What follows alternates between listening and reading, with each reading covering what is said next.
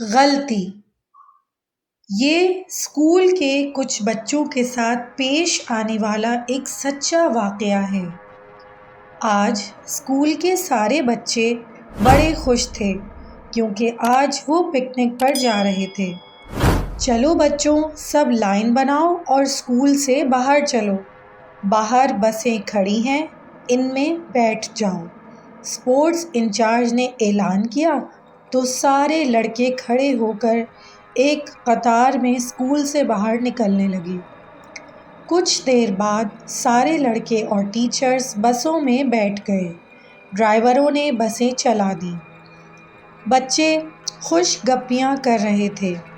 یار، آج ہم دونوں سب لڑکوں سے الگ ہو کر اس کھنڈر کی طرف چلیں گے جہاں ہم پچھلی دفعہ نہیں جا سکے تھے، اشر نے اپنے ہم جماعت اور دوست یامین سے کہا۔ بس یار، اسپورٹس انچارج سے ہوشیار رہنا پڑے گا، وہ سب پر بڑی کڑی نظر رکھتے ہیں، یامین بولا۔ ان سے کسی طرح نظر بچا کر نکل ہی لیں گے، اشر نے کہا۔ پکنک پوائنٹ پر بسیں رک گئیں۔ سب لوگ نیچے اتر آئے۔ ایک جانب چھوٹے بڑے پہاڑ تھے، ایک طرف ٹھنڈے اور میٹھے پانی کی ندی بہہ رہی تھی، ایک طرف سبزہ تھا۔ موسم بہت خوشگوار تھا، پرندے فضا میں اڑ رہے تھے۔ چلو لڑکوں، اس طرف چلو، اسپورٹس انچارج نے سبزے کی طرف اشارہ کر کے کہا۔ سب لڑکے اس طرف چل پڑے۔ اسپورٹس انچارج سمیت دیگر ٹیچرز ان لڑکوں کے پیچھے پیچھے تھے۔ سبزے میں آ کر لڑکے درختوں کے نیچے بیٹھ گئے، کچھ ادھر ادھر کھیلنے لگے۔ وہ ایک ایسا پکنک پوائنٹ تھا جو بظاہر تو بڑا خوبصورت تھا لیکن کچھ حد تک پراسرار بھی لگ رہا تھا کیونکہ وہاں قریب ہی کچھ کھنڈرات بھی تھے۔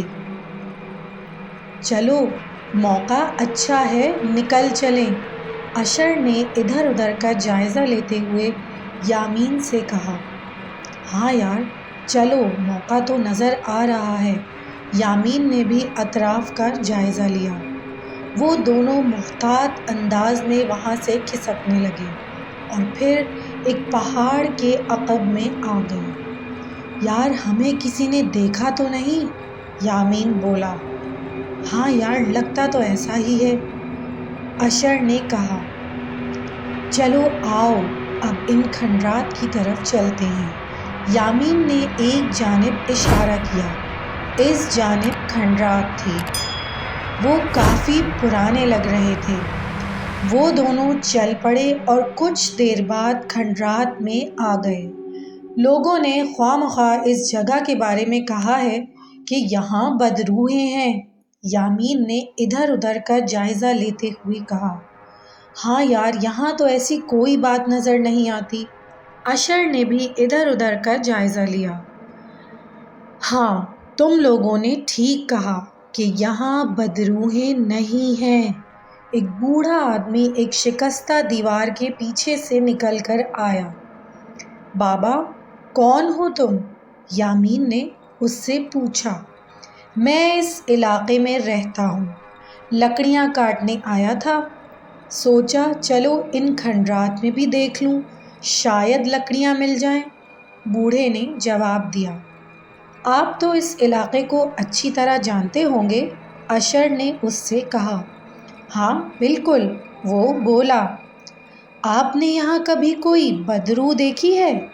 نہیں۔ رات میں کبھی یہاں آئے ہیں؟ ہاں۔ اس وقت کوئی بدروح دیکھی ہے؟ بالکل نہیں۔ پتہ نہیں لوگوں نے کیوں یہ افواہ پھیلا رکھی ہے کہ ان کھنڈرات میں بدروحیں ہیں، اشر نے کہا۔ آپ نے کبھی زندگی میں کوئی بدروح دیکھی ہے؟ یامین نے بوڑھے سے پوچھا۔ ہاں، دیکھی تو ہے، وہ بولا۔ اوہ، تو بتائیں کہ کیسی ہوتی ہے وہ؟ اشر بے چینی سے بولا۔ ایسی ہوتی ہے، بوڑھے نے کہا اور پھر اس کی شکل بدلنا شروع ہو گئی۔ ذرا ہی دیر میں وہ بوڑھا ایک درندے کی شکل میں آ گیا اور زور زور سے قہقہے لگانے لگا۔ جب اشر اور یامین نے یہ پرخوف منظر دیکھا تو اشر اور یامین وہاں سے دوڑے۔ بدرو ان کا تعاقب کرنے لگی۔ وہ دونوں کھنڈرات سے باہر آ کر اینٹوں اور پتھروں پر بھاگنے کی وجہ سے گر پڑے۔ اسی وقت اسپورٹس انچارج وہاں آ پہنچے۔ انہوں نے ان دونوں کو اٹھایا اور سارا ماجرا پوچھا۔ وہ دونوں بہت گھبرائے ہوئے تھے اور بہت زیادہ خوفزدہ تھے۔ انہوں نے ساری بات اسپورٹس انچارج کو بتا دی۔ دیکھا تم نے کہ غلطی کرنے کی کیسی سزا ملتی ہے؟ اسپورٹس انچارج بولے۔ انہوں نے اسپورٹس انچارج سے معافی مانگی۔ اسپورٹس انچارج نے ان سے کہا کہ اب جب تک لڑکے پکنک منا رہے ہیں کسی کو یہ بات نہ بتائی جائے ورنہ سب ڈر جائیں گے اور خوفزدہ ہوں گے۔ اگلے روز اسکول میں وہ سچا واقعہ یامین اور اشر نے تمام اسکول کے لڑکوں کو بتایا۔ اشر اور یامین نے طے کر لیا تھا کہ کبھی اس طرح کی کوئی غلطی نہیں کریں گے۔